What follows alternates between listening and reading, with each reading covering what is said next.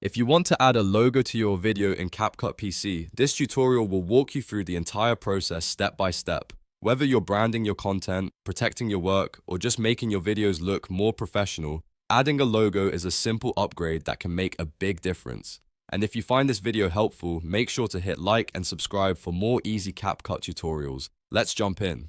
First, open your project in CapCut PC. Once your project is loaded, look at the top panel and click on Media. This is where you can bring in your files, including images, videos, and other assets. Next, click Import and select your logo image from your computer. If possible, use a PNG file, because PNGs can keep transparency. That means your logo can sit on top of the video without a white box or background around it, which gives you a much cleaner and more professional look.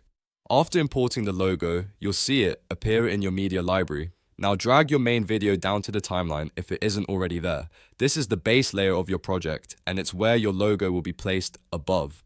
Then drag your logo image onto an overlay track above the video. This is the key step, because placing it on an overlay layer tells CapCut that the logo should appear on top of the footage instead of replacing it. Once the logo is on the timeline, select the logo layer so you can edit it properly. In the preview window, you can now resize the logo by clicking and dragging the corners. Move it to the exact part of the screen where you want it to appear, like the bottom corner, top corner, or center, depending on your branding style. Try to keep it in a spot that doesn't cover important parts of the video, like faces, captions, or key visuals. After that, check the right side panel for extra adjustments. If you want the logo to stand out more subtly, you can reduce its opacity so it blends into the video a little better. If you want it to feel more dynamic, you can also add animation to make it fade in, pop in, or slide into place. Small animation touches can make the logo feel much more polished without distracting from the content. Now let's set the duration. Your logo may be shorter or longer than the video, so you need to control how long it stays on screen.